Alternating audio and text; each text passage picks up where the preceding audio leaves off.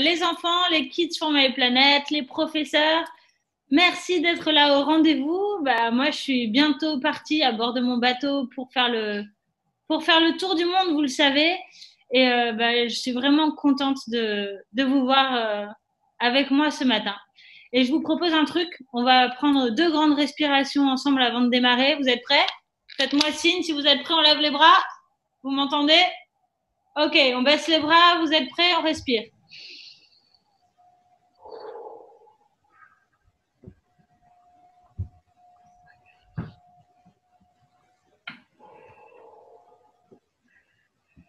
Et la deuxième respiration, elle vous a été offerte par les océans. La première, c'était par les forêts. Donc, on peut démarrer. Lise, elle va me lire vos questions. On a vu passer Yop derrière. Salut Yop, derrière Lise. C'est parti, Lise. Alors, pour commencer, les enfants aimeraient bien savoir comment tu te sens à 3 jours du départ. Alors, à 3 jours du départ, c'est, ça commence dans ma tête à bouger pas mal. Je m'imagine déjà sur la ligne de départ, à faire les premiers réglages sur mon bateau. Je m'imagine aussi en train de dire au revoir à ma famille, mes amis. Je suis presque déjà en course, en fait. Je commence à me concentrer. Hier, j'étais encore sur la préparation du bateau. À la cool, ça allait. Et là, je commence un peu plus à avoir les chocotines, peut-être un petit peu de stress. Et ça monte tout doucement. Alors, on demande à quel âge tu as commencé à faire de la voile? Alors, j'ai commencé à faire de la voile avec, comment tu sais? Avec mes parents à l'âge de 3 ans.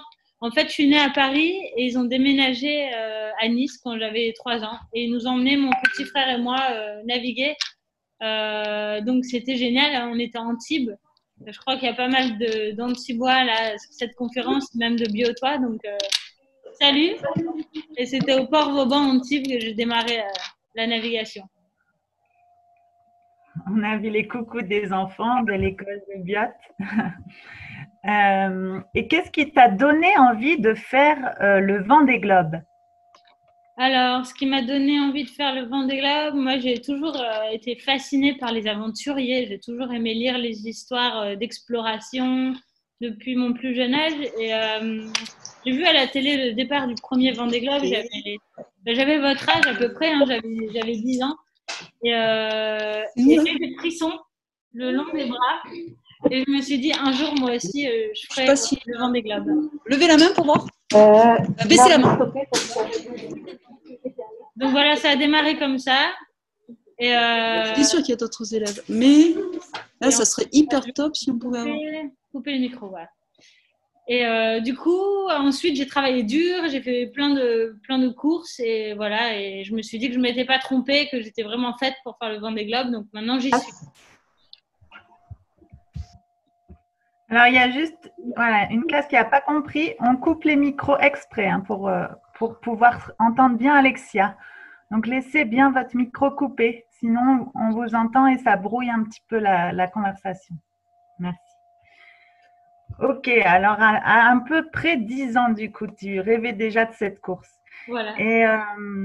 Et du coup, est-ce que tu as… ils demandent, les enfants, si tu as déjà gagné des courses. Alors oui, les enfants, j'ai déjà gagné des courses. Ouf, ça c'est plutôt chouette quand même. Notamment une course transatlantique en équipage avec un bateau qui est beaucoup plus grand que le mien. Il fait le double de taille. Il fait 35 mètres Sojana et on était 20 équipiers à bord. Et j'étais la seule femme et la seule française sur l'équipage, un équipage donc de 20 personnes. Donc ça, c'était un très très bon souvenir. Waouh! Et ils se demandent si ces courses te rapportent de l'argent. Ils se demandent comment est payé un skipper. Alors, un skipper, c'est comme tous les sportifs de haut niveau. En fait, on a des sponsors. On ne parle pas? On a des sponsors et ces sponsors nous permettent… Mais nous, on ne doit pas parler. On va écouter. Ces sponsors nous permettent de payer le bateau, de payer le matériel, de s'inscrire aux courses. Et s'il reste des sous à la fin, de se payer. Alors, c'est pas toujours évident. On n'a pas toujours des super salaires. Mais on fait vraiment ça, on est skipper par passion plus Oh, que c'est pour dommage. Non, mais gagner c'est de pas l'argent. possible, ça. Je vais juste parler à quelqu'un. Alors attendez, c'est CM, le micro de CM, c'est toujours marrant, hein, les visioconférences. Oui. Voilà, j'essaye de la couper. Voilà.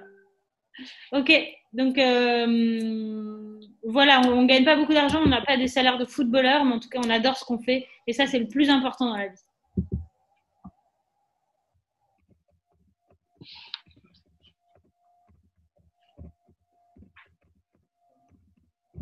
Ok. Et avec ton bateau, tu peux quand même aller très vite, même si tu gagnes pas à chaque fois. Et il se demande quelle vitesse maximale tu peux atteindre. Alors, je peux aller, le maximum que j'ai fait, c'est 25 nœuds, ça fait presque 50 km/h. L'IMOCA le plus rapide, les bateaux neufs, je crois que c'est 34 nœuds, quelque chose comme ça, le plus rapide. Ah ouais, ça fait déjà une sacrée bonne vitesse. Ouais, c'est pas mal.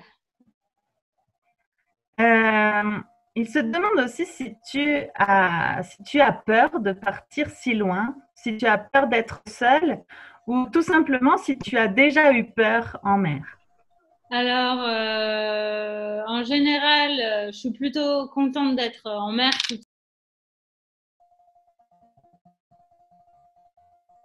Me revoilà. Je sais pas ce qui s'est passé. Désolée, je sais pas ce qui s'est passé. Je suis de retour. Vous m'entendez, Lise? Oui, on t'entend, c'est bon. Oui, je disais, en général, je suis heureuse, très heureuse d'être en mer, même si je suis toute seule. Mais c'est vrai qu'il m'arrive d'avoir peur. Parce que parfois, je suis fatiguée, j'ai pas beaucoup dormi. Et il y a la tempête, des grosses vagues, du vent fort. Et puis, mon bateau, il est quand même très physique. Alors, ouais, parfois, il y a des manœuvres qui font un petit peu peur. Alors, je sais pas ce que vous faites, vous, quand vous avez peur, mais moi, j'ai trouvé un petit truc. Déjà, je respire un grand coup, mais très fort. Et après, je trouve une chanson. Et je chante à tue-tête. Je chante très fort, presque jusqu'à mal à la gorge pour faire passer la peur, et ça marche bien. On entendait Happy derrière qui t'encourage. Après, il explique aussi comment il a peur, comment il fait quand il a peur. Voilà. Du coup, d'après toi, quels sont les passages les plus compliqués du parcours? Alors, les passages les plus compliqués du parcours, je pense que déjà, c'est d'arriver à être sur la ligne de départ, de trouver les sous, le bateau, l'équipe pour être au départ. Et ça, c'est vraiment un grand et long chemin très intéressant. Et ensuite, le départ de la course, ça peut être dangereux parce qu'on peut se rentrer dedans entre concurrents. Donc, il faut être super attentif de ne pas se faire de carambolage au départ de la course. Et après, sur le trajet, évidemment, il y a cet endroit qui est très intriguant parce que je n'y suis jamais allée encore. C'est le sud de l'Indien et le sud du Pacifique. Alors, je suis à la fois curieuse et excitée d'y être, mais je sais que c'est un endroit où il y a personne, absolument personne. Le premier être humain le plus proche de moi, il sera peut-être dans l'espace, à 2500 km au-dessus de ma tête.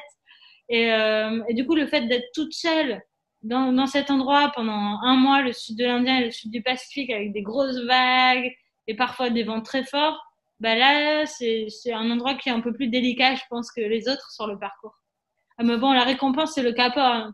Une fois qu'on est arrivé au Cap Horn, on sait qu'on revient en Atlantique et on n'est plus très loin d'arriver au Sable d'Olonne. Et du coup, tu parles de grosses vagues. Est-ce que tu crains les tempêtes?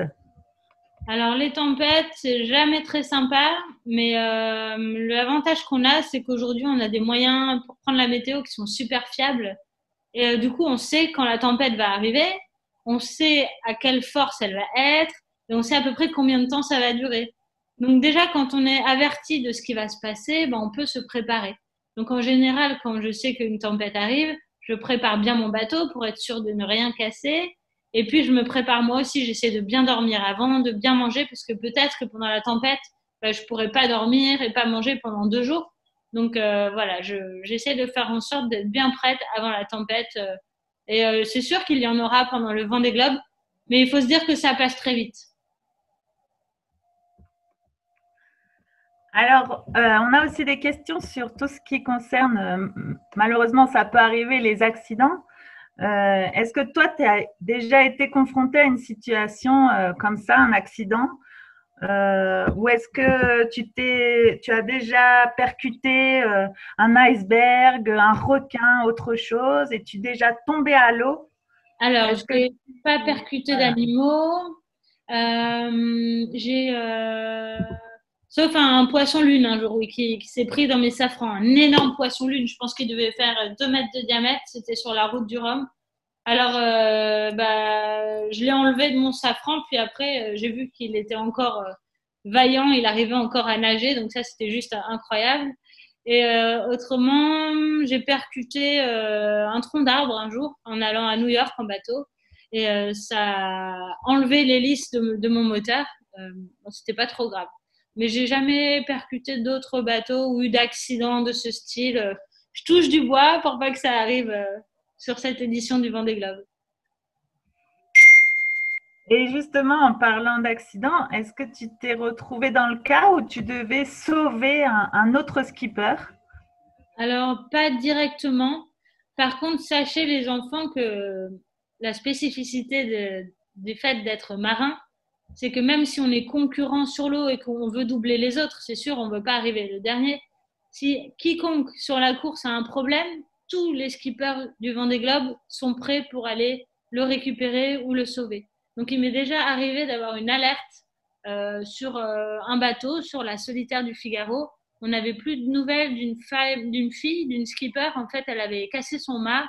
Et on se demandait, parce qu'elle répondait plus à la radio, ce qui s'était passé, si elle était toujours en bonne santé sur son bateau ou si elle était tombée à l'eau. Du coup, moi, j'ai affalé toutes mes voiles parce qu'elle était juste derrière moi pour l'attendre. Et finalement, ça s'est bien terminé. C'est juste que sa radio ne fonctionnait plus très bien. Donc voilà, on est toujours très attentif. Ça s'appelle la solidarité des gens de mer. Ouais, ça c'est vraiment particulier, encore plus particulier dans le monde de la mer et c'est vraiment génial. Et justement, les secours, comment ils sont avertis? Et surtout, j'avais une question un peu particulière, c'est si jamais il y a le skipper a un malaise, comment on avertit les secours? Alors, on a plein de moyens de détresse, de balises pour signifier qu'on a un problème. Alors, les problèmes, ça peut être un petit problème. Par exemple, j'ai cassé mon safran, mais je peux quand même aller naviguer jusqu'au au port, même si j'abandonne la course, je peux me débrouiller toute seule. Un moyen problème, j'ai cassé mon mât, et puis je peux le réparer. Et pareil, je peux attendre des secours et voilà, et patienter. Et un gros problème, je me suis fait très mal et vite, il faut qu'on vienne me chercher. Donc avec mes balises, je peux déclencher un signal et dire à la direction de course. Donc il y a 3 personnes pendant la course à la direction de course qui ne dorment pas. Ils se relaient 24 heures sur 24 pour vérifier que tous les skippers vont bien. Et donc je peux, grâce à ces balises, signifier un problème. Par contre, il y a des endroits sur la planète où je sais que ça va être beaucoup plus long pour venir me chercher quand je serai dans le sud du Pacifique. Il faut à peu près une semaine pour venir à mon secours si j'avais un problème. Donc, il faut rester très vigilant quand on aborde ces endroits de la planète où il n'y a personne qui peut venir pour nous secourir et ne prendre aucun risque pour se blesser et essayer surtout de garder son bateau en un seul morceau, c'est très important. Après, à bord, j'ai une pharmacie très conséquente. J'ai appris à me soigner, à me recoudre. Je sais réparer mon bateau. J'ai plein de matériel pour réparer mon bateau. Donc, je vais dire que dans 80% des cas, je suis autonome et je peux me débrouiller toute seule. Justement, ils voulaient savoir, les enfants, si jamais tu avais un problème avec le bateau, qu'est-ce que tu emportais pour le réparer? Vraiment, une chose que tu voulais absolument pas oublier, quoi. Eh bien, une chose que je ne vais absolument pas oublier, c'est mon courage.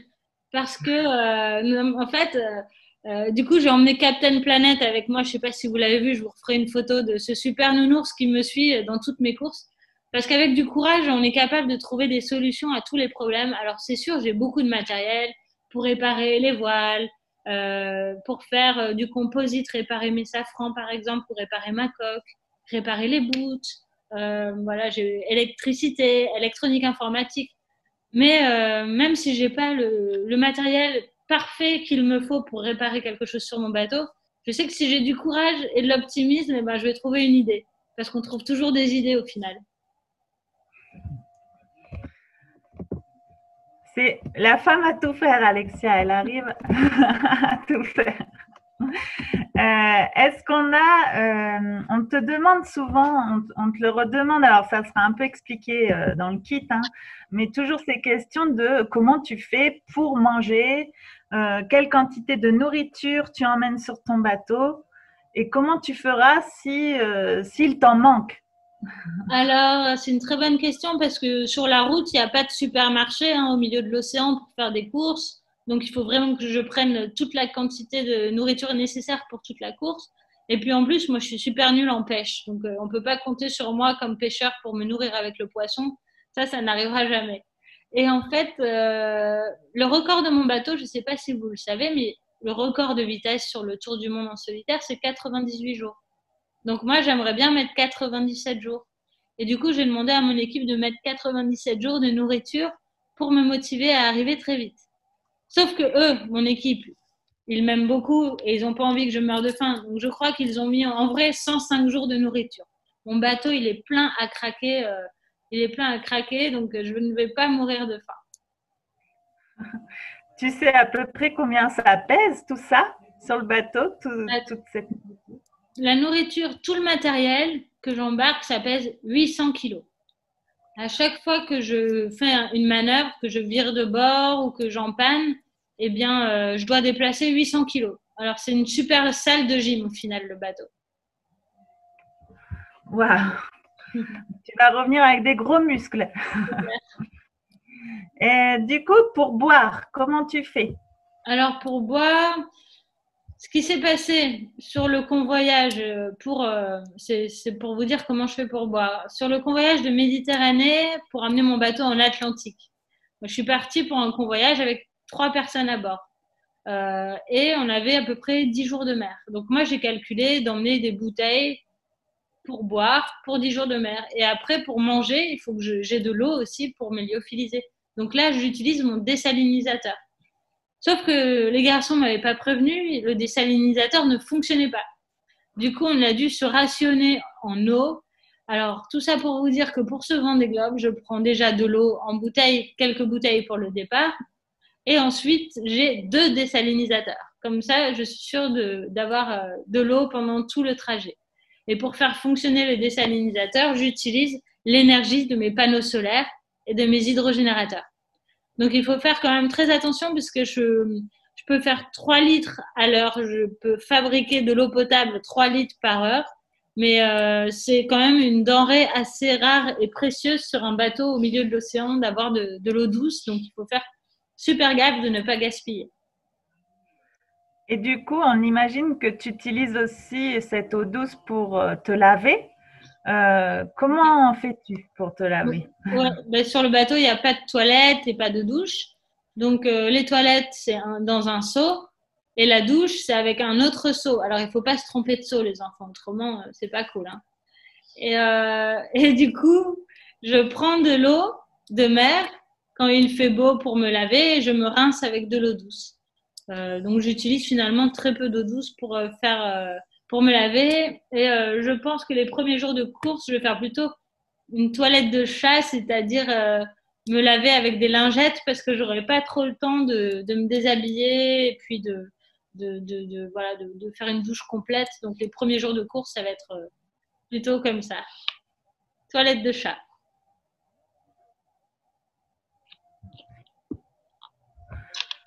On te demande aussi qu'est-ce que tu fais de tes déchets? Alors, j'ai très Je ne sais pas peu. si tu as entendu la question.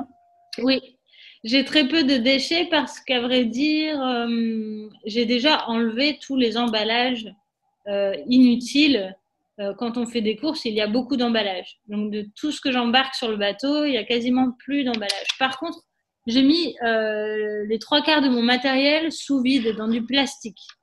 Donc moi, je déteste le plastique, mais là, j'avais pas trop le choix pour que tout mon matériel reste bien étanche. Alors j'ai un ami, il s'appelle Samuel Le Bihan. C'est un acteur à la télé. Je sais pas si vous connaissez cette série Alex et Hugo. Et Samuel, lui, il a inventé une machine qui transforme le plastique en carburant.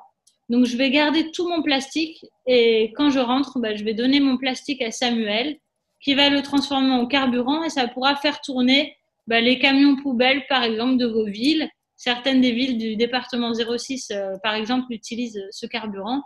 Ou encore, dans les pays en voie de développement, bah, donner les moyens à ces pays d'avoir du carburant quasiment gratuitement.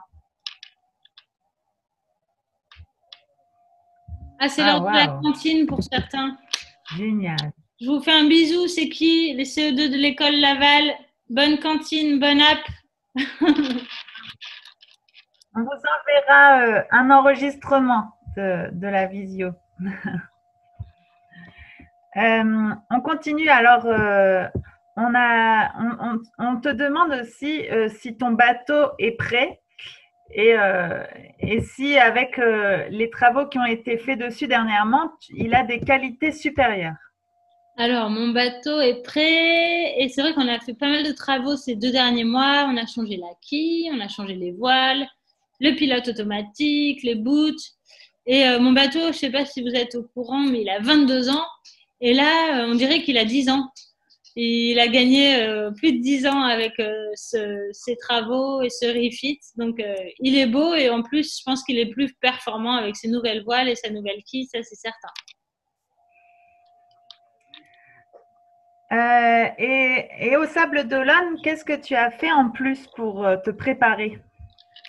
Alors, au Sable d'Olonne, la première semaine, le village de course était ouvert et il y avait du monde. Ça paraît fou, mais maintenant qu'on est confiné, mais c'était vraiment chouette de voir le public, de pouvoir voir les enfants comme vous qui venaient prendre des photos, poser des questions. Ça, c'était vraiment, ça m'a donné beaucoup de courage.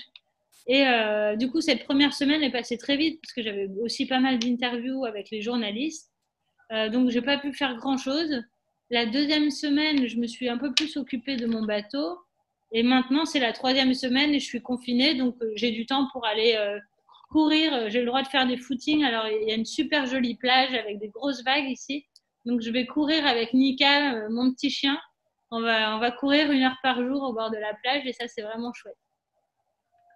Justement, j'ai vu une question tout à l'heure qui demandait si tu pouvais emmener ton chien pour le Vendée Globe. Non, je peux pas l'emmener. Mais vous savez, un chien en mer sur un Vendée Globe, ce serait pas très gentil pour elle. Je pense qu'elle est mieux. Alors, c'est mes parents qui gardent Nika. Et mes parents, eh ben, ils s'en occupent super bien. Et je pense qu'elle va plus s'amuser dans le jardin avec eux que d'être sur le bateau avec moi. En plus, faut pas le répéter, mais je crois qu'il lui donne un petit croissant tous les matins. Bon, c'est pas très bien ça. Nika aussi va prendre des muscles et pas que. Ah, j'ai vu une question passer sur le loup.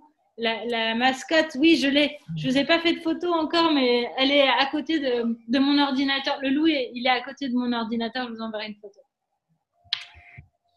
Et est-ce que tu sais déjà où tu vas? Parce qu'il y a la classe, je crois, qui a parrainé le flotteur Argo. Donc, il voudrait savoir si tu sais où tu vas le mettre, où tu vas le déposer en mer. Alors, le parcours, je pars des Sables d'Olonne, je descends, je passe l'équateur, je descends, clignotant à gauche, boum, je passe le premier cap, cap de Bonne-Espérance. Là, on est au sud de l'Afrique du Sud. Je continue, boum, un petit peu. Et voilà, là, une fois passé le cap de Bonne-Espérance, je fais encore 2-3 jours de navigation et je peux déployer le profiler euh, Argo que vous avez signé avec plein de petits cœurs. Ça, c'était un bon moment. Oui, justement, il demandait si tu avais eu le temps de lire tous les mots qu'ils avaient écrits dessus. Ouais, je les ai lus, mais je les relirai avant de. Enfin, s'il fait pas trop mauvais. Hein. On verra en fonction de la météo, mais j'essaierai de vous faire une petite vidéo juste avant de le déployer en mer. Super. Et du coup, d'autres enfants se demandent comment tu te repères en mer. Alors, en mer, pour se repérer, bah, c'est un peu comme quand vous faites de la randonnée ou en voiture. Vos parents, ils ont un GPS. Le GPS donne une position, des coordonnées, donc une longitude et une latitude. Mais ça, je pense que vous aurez le temps de le regarder pendant le parcours avec vos professeurs sur une carte. Et donc, le GPS me donne une position. Et moi, sur mon ordinateur, j'ai une cartographie. Donc, je vois mon bateau qui évolue sur la carte. Et c'est comme ça que j'arrive à me repérer en mer. Et il y a des gens qui se demandent aussi si tu as un objectif pour ce Vendée Globe. En combien de jours? Du coup, tu disais tout à l'heure, c'était 97, c'est ça? Ouais, c'est ça. Mais avant tout, les enfants, je ne sais pas si vous savez, mais il y a la moitié des bateaux qui ne terminent pas la course. Donc, sur 33 skippers, bah, il y en aura peut-être 15 au final à l'arrivée. Et bah, d'être déjà à l'arrivée, ça sera déjà une grande victoire. Donc, après, si je peux battre le record du bateau, c'est encore mieux, mais déjà terminer la course. Et après, il s'inquiète un peu pour toi et il se demande comment tu fais pour te divertir, pour t'amuser. Est-ce que tu as le temps pour ça? Bah, alors, j'ai emporté quelques dessins que vous m'avez envoyés. Donc, pendant la course, bah, je regarderai un petit peu les dessins. Après, il y a des moments où je peux quand même mettre de la musique. Alors, moi, j'aime bien chanter, je danse. Et parfois, quand j'ai un peu peur, que je dois aller sur le pont, bah, je mets mon dessin animé préféré, c'est L'Âge de glace. Et là, comme ça, je suis sûre d'arrêter de stresser et je me mets à rigoler comme une folle avec les blagues de L'Âge de glace. Et voilà. Donc, j'ai quelques films, des livres, de la musique et des podcasts pour me divertir. Alors, il y a beaucoup d'enfants qui sont en train de partir à la cantine. Du coup, on va peut-être poser les dernières questions, notamment sur est-ce que tu vas avoir des cadeaux pour Noël, par exemple, ou est-ce que ta famille te soutient? Alors, ma famille me soutient, ça c'est certain. Et les cadeaux pour Noël, bah, j'espère que le Père Noël il va me trouver parce que entre la cartographie du site du Vendée Globe, l'application Alexia Barrier sur les téléphones, les réseaux sociaux, s'il me trouve pas pour m'amener mes cadeaux, bah, franchement, faut qu'on change de Père Noël, les gars. Et beaucoup se demandent si tu as déjà eu le mal de mer et si en rentrant, tu as le mal de terre, comme on dit. Alors, le mal de mer, non, je ne l'ai pas. Et le mal de terre, oui, c'est vrai que je mets quelques heures à marcher droit. C'est en fait l'oreille interne qui doit se réhabituer au fait qu'on n'est plus en mouvement, justement, qu'on est sur la terre ferme. Et du coup, ça prend un petit peu de temps. C'est assez rigolo. Donc, quand vous me verrez descendre de mon bateau à l'arrivée, je n'ai pas bu d'alcool. C'est juste que, voilà, j'ai le mal de terre et du coup, je zigzague un peu. Et après, je regarde un petit peu les questions, du coup, parce que pendant la visio, beaucoup, tu as vu, on pose des questions. Donc, certaines auront trouvé leurs réponses dans le kit pédagogique. Hein, vous les trouverez au fur et à mesure de votre kit pédagogique. Mais j'en voyais une que j'ai. Ah oui. Comment tu fais si ton GPS ne fonctionne plus? Alors, j'ai 1, 2, 3, 4, 5, 6 GPS sur le bateau. Donc, il y a de la ressource. Ça va aller. Ça va bien se passer. Mais je vais quand même poser la question à mon équipe parce que vous m'inquiétez là. Je vais vérifier si les 6 fonctionnent bien.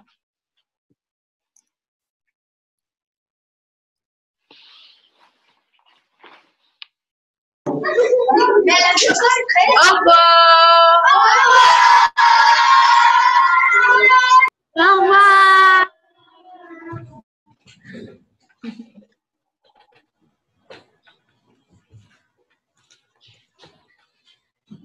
Je sais pas, on a perdu Lise peut-être. Le micro, Bon, bah écoutez, je vous fais plein de bisous. Je vous remercie infiniment de me soutenir et vous pouvez continuer à envoyer des messages. Et Envoyez-nous des messages, envoyez-nous des dessins et envoyez-nous des câlins. Parlez, il y a le micro. Au revoir. On parlait. Vous lui dites au revoir?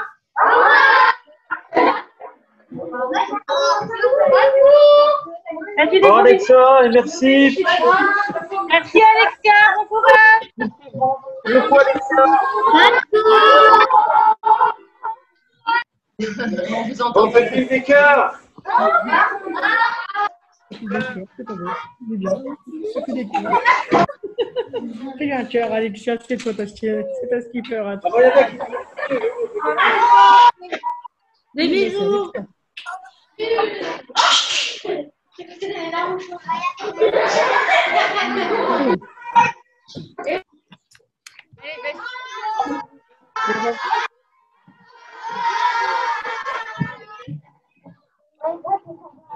T'as pas devant.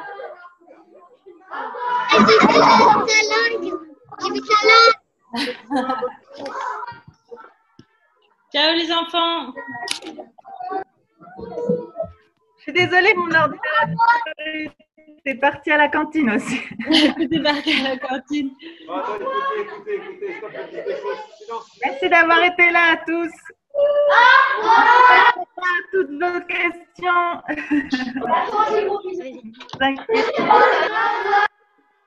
À bientôt et n'oubliez pas les enfants, vous aussi vous pouvez réaliser vos rêves. Alors à fond, je compte sur vous. On lâche rien, à l'attaque et je vous fais plein de gros bisous. Prenez soin de vous et de vos familles, surtout en ce moment qu'on est confinés. Je sais c'est pas très rigolo mais ça va pas durer, Je vous embrasse fort. Ciao Lisette, à bientôt. Bye.